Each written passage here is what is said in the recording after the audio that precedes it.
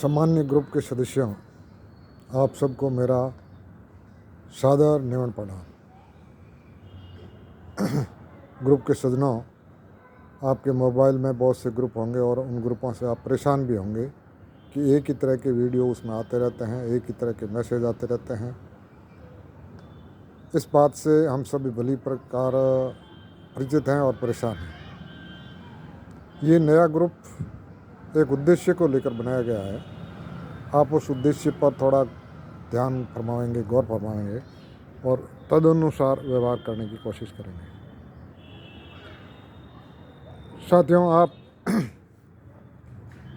समाज के वे सज्जन हैं जिनकी बात को समाज के बहुत से लोग मानते हैं और आज हमारा समाज पंच पंचायतियों से विमुक्त हो गया है और सभी अपने मन मर्जी के आचरण करने लग गए हैं और इसमें कोई लिखापढ़ी करना या कोई बंदिश लगाना या कोई दंड करना ये तो संभव नहीं है। अब हमें ज़रूरत है वैचारिक परिवर्तन की, और वो परिवर्तन कहीं क्लास नहीं लगाई जा सकती। हम एक साथ एक ही तरह के विचार को फैलाने की कोशिश करें तो धीरे धीरे सबके समझ में आ जाएगा और विचारों में परिवर्तन आने से समाज के व्यवहार में भी परिवर्तन आ जाता है।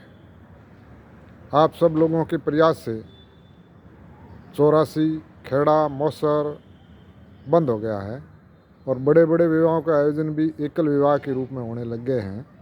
ये सब आपके वैचारिक परिवर्तन से क्रांति आई है, संभव हुआ है। अब हम देख रहे हैं कि समाज के पास में ज्यों ज्यों पैसा आ रहा है, ज्यों ज्यों उससे हमारे रीति रिवाज और संस्कार बदल रहे हैं। उस पैसे का जहाँ हमें उपयोग करना चाहिए वहाँ नहीं हो रहा है और उसका दुरुपयोग हो रहा है और संस्कारों की तो इतनी हानि हो गई है कि अपन चारों ओर जो घटनाएं देख रहे हैं उससे ये महसूस होता है कि हमारा समाज किधर जा रहा है और इसको दिशा कौन देगा। इस दिशा देने के लिए आप समाज के सज्जनों को एक ग्रुप में जोड़ा गया है। ये एक गांव का ग्रुप नहीं है, 5-7 गांव के लोग जोड़े गए हैं और इसमें और सज्जनों को जोड़ा जाएगा जिसकी आप सलाह देंगे, उनको जोड़ा जाएगा, सकारात्मक सोच वालों को। और आप जब एक राय बना लेंगे तो वो विचार धीरे धीरे आम लोगों में फैलेगा और तदनुसार परिवर्तन संभव है। हमें सबसे ज़्यादा ज़रूरत है कि समाज का समय बचे, युवाओं के पास में पैसा हो जिससे वो कोई धंधा कर सकें। पैसे का दुरुपयोग नहीं हो कमाई तो कर रहे हैं आज, लेकिन समाज उसको पूंजी के रूप में बनाकर काम नहीं कर रहा है। जैसे अपन कहते हैं कि आज जब एक किसान का बेटा दूसरे से मिलता है तो पूछता है कि आपके कितने बेटे हैं और वो क्या काम कर रहे हैं। किसान के बेटे हैं तो किसानी करते हैं। ये क्या का जब से सवाल आया है, इसका मतलब है कि खेती से हमारा गुजारा होना बंद हो गया है और हमें कोई दूसरा धंधा करना पड़ रहा है। इसलिए हम पूछते हैं कि आपके बच्चे क्या कर रहे हैं। तो क्या करने के लिए हमें गैर कृषि कार्यों में जाने के लिए, खेती के अलावा धंधा करने के लिए एक तो पूंजी चाहिए, बिना पूंजी के धंधा होता नहीं है, और एक समय चाहिए। पूंजी नहीं होगी तो सिर्फ वह लेबर बन सकेगा, कमटे का मजदूर बन सकता है, उससे आगे नहीं बढ़ सकता।